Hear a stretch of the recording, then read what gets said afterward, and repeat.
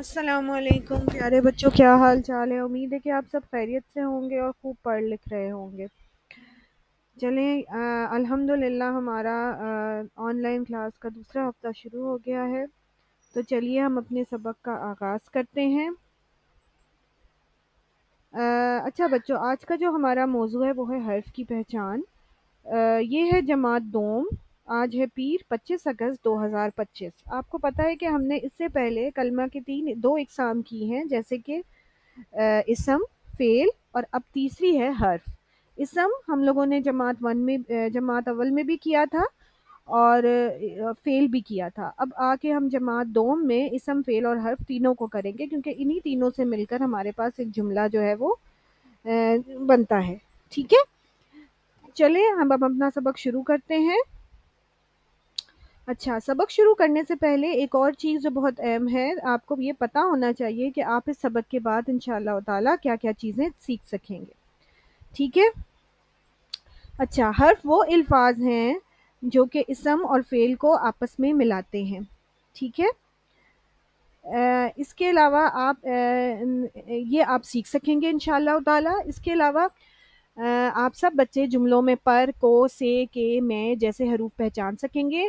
حروف خود مکمل معنی نہیں دیتے، بلکہ یہ دوسرے الفاظ کے ساتھ جملے کو مکمل کرتے ہیں۔ ٹھیک ہے، یعنی کہ ان کا اپنا کوئی بھی معنی نہیں ہوتا۔ انشاءاللہ تعالی ہم آگے چل کے اس چیز کے بارے میں مزید سیکھتے ہیں۔ ٹھیک ہے، اچھا، سب سے پہلے میں آپ کو بتا دوں کہ حرف ہوتا کیا ہے۔ ایسا کلمہ جو اسموں یا فعلوں کو ملانے کا کام کرے لیکن الگ سے اس کا کوئی استعمال نہ ہو۔ حرف کا کام اسم اور فعل کو ملانا ہے۔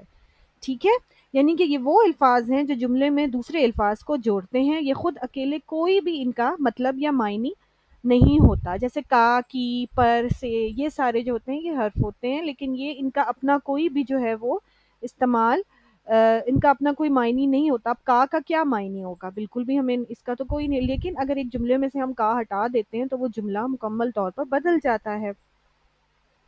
یہ احمد کا بستہ ہے، ٹھیک ہے، اگر میں کہہ دوں کہ احمد بستہ ہے تو پھر کسی کو سمجھ ہی نہیں آئے گی۔ اسی لیے جو یہ حرف ہے نا، جو تیسرا رکن ہے، اس میں یہ یہ بھی بہت زیادہ ضروری ہے۔ ٹھیک ہے،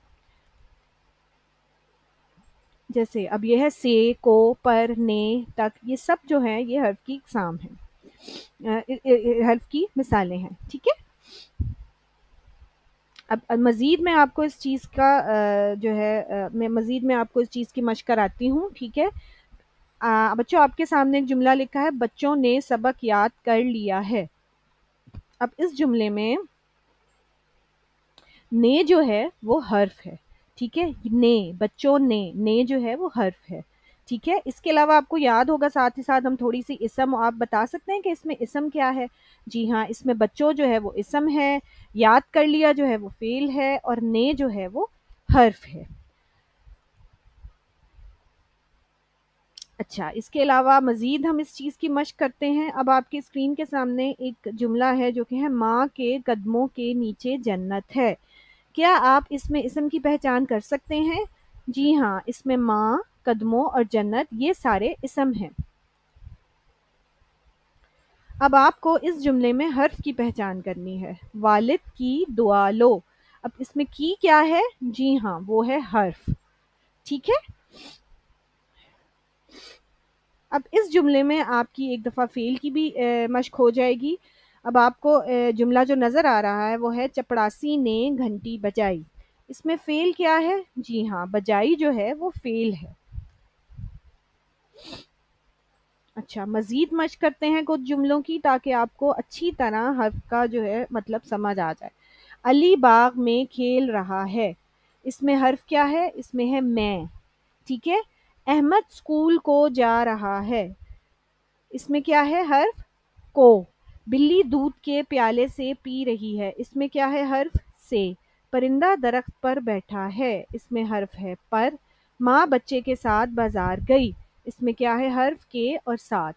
اب آپ دیکھیں، اگر میں یہ سارے حرف اگر جملے میں سے ہٹا دوں تو جملے کا اپنا کوئی مطلب نہیں ہوگا، کچھ سمجھ ہی نہیں آئے گا، لیکن ان کے نہ ہونے سے جملہ ہمیں سمجھ ہی نہیں آئے گا، لیکن ان کے ہونے سے ہمیں اچھی طرح اس جملے کی سمجھ آ جاتی ہے۔ ٹھیک ہے نا؟ अच्छा, अब आपने क्या करना है, अपनी कॉपी में आपने ऐसे 6 जुमले लिखने हैं, ये वाले नहीं लिखने, अपने इर्द-गिर्द नज़र दौड़ाइए और रोज़मर्रा ज़िंदगी में से चंद जुमले लीजिए और उनको खुशखत अपनी कॉपी में लिखिए और फिर उसके अंदर आपने हर्फ की निशानदही करनी है। आप उसके लिए दायरा लगा सकते हैं, आप उसको रंगीन पेंसिल से लिख सकते हैं, ये सब आपकी मर्ज़ी है। आपकी आसानी के लिए मैंने कॉपी का सफ़ा भी तैयार करके आपको दिखा दिया है ताकि आपको कोई मुश्किल ना हो। ठीक है? उम्मीद है कि आपको सबक समझ आया होगा। चलें अब, अल्लाह हाफ़िज़।